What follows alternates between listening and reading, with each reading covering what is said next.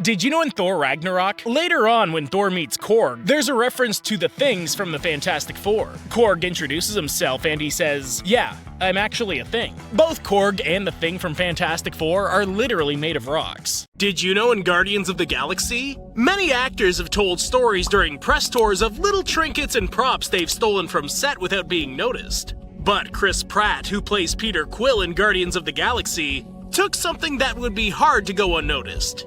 After finishing filming of the first movie, Chris stole his Star-Lord costume so that he could go and make hospital visits to sick children in his outfit and be in character for them.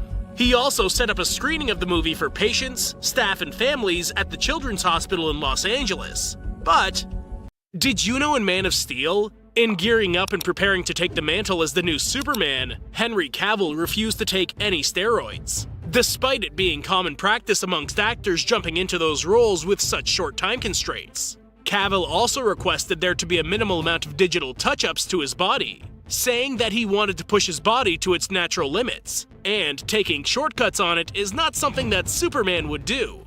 But did you know in Batman Begins, while preparing for his first role in what will be 3 performances as Batman in the Christopher Nolan trilogy, Christian Bale obviously went through a rigorous workout process in order to achieve that superhero look. It turns out that Bale may have actually gone too far, however. Bale only weighed 120 pounds in his role in The Machinist, and went ahead and doubled his weight for Batman, which ended in him actually having to shed 20 pounds in order to even fit in the Batman costume. Director Christopher Nolan had a shock when Bale arrived in England for filming and said, "God, you're like some sort of grizzly bear." Did you know in Gone Girl, in one of the more unprofessional moments in his career, Ben Affleck actually shut down production on Gone Girl for 4 days due to a disagreement with director David Fincher? Ben's character was required to wear a New York Yankees baseball cap, but as a die-hard Boston Red Sox fan, Affleck refused. Affleck did tell the director how much he loved him and that he was willing to do anything, but this was the one thing he drew the line on. Eventually, they came to a compromise, and Affleck's seen wearing a Mets cap instead, but did you know in Napoleon Dynamite, before becoming the cult classic it is today, the budget for the 2004 indie comedy Napoleon Dynamite was only $400,000.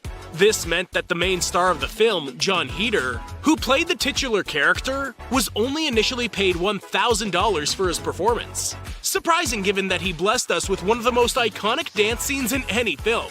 After becoming a runaway success and the film performing so well in cinemas, Jon was able to renegotiate and take some percentage of the profits from the film's success, saying they went a little bit higher.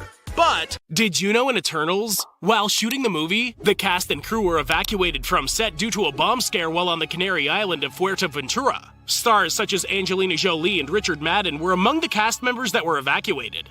It wasn't believed to be an act of terrorism, but actually an explosive that dates back to World War II, as the Nazis had a base on the Spanish island.